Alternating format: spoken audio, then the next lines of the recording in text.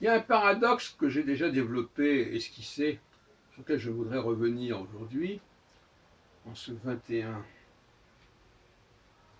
ce 22 août 2018, c'est la question de l'endettement.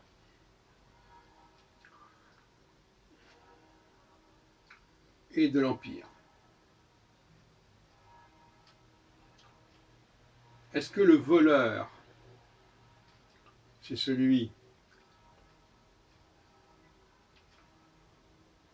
qui vole,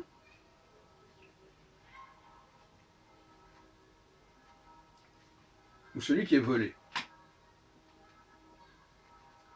Question étrange, en apparence.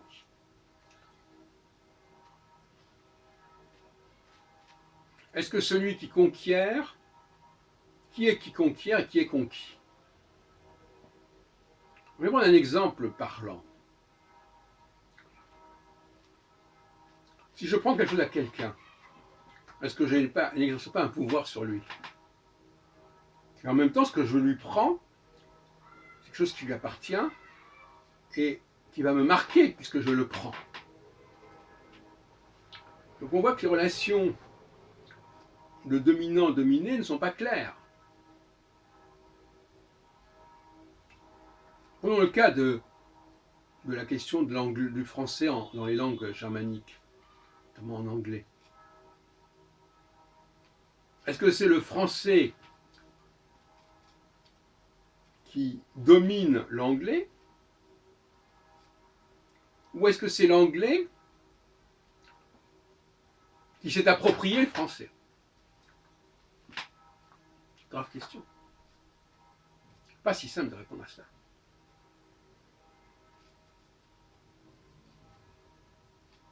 En ce sens-là, je dis, est-ce que le voleur n'est pas dominé par le volé? Puisque quelque part, en volant, il se met sous l'emprise de ce qu'il a appris au volé. Est-ce que le débiteur n'est pas sous l'emprise du créancier? Répondront généralement que oui.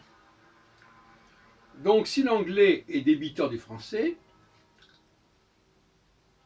est-ce qu'il peut en même temps dire « Ah oui, mais moi je me suis emparé du français. J'ai pris au français des mots comme j'aurais pu prendre un territoire au français. » Comme pendant la guerre de 100 ans. Mais oui, il y a une ambiguïté, il y a même une certaine forme de cynisme dans cette discussion. Qui prend quoi? Qui prend le pas sur qui? C'est un sujet qui me préoccupe, quelque part. Ouais.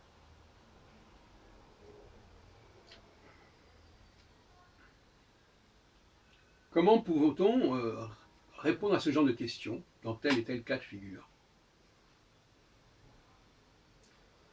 Comment argumenter? Quelle méthode suivre? Quel protocole suivre pour dire, voilà, effectivement,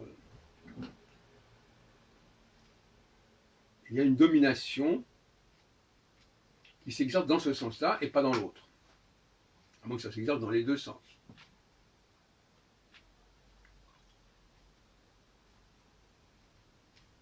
Il faudra en discuter, c'est un sujet de discussion très important.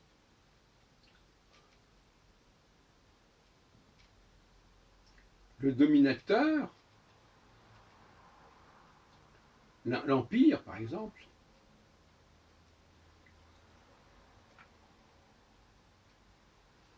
est-ce qu'il est celui qui vole ou est-ce qu'il est celui qui est volé, qui se laisse voler par les autres? Est-ce que le colonisateur, il vole ou il est volé? Est-ce que l'apport du colonisateur n'est pas quelque chose qui finalement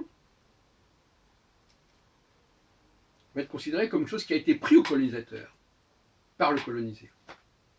Ou bien est-ce que le colonisé va rester dépendant du colonisateur? C'est le même problème. On pourrait les décliner sur toutes sortes de plans. Mais j'en resterai là.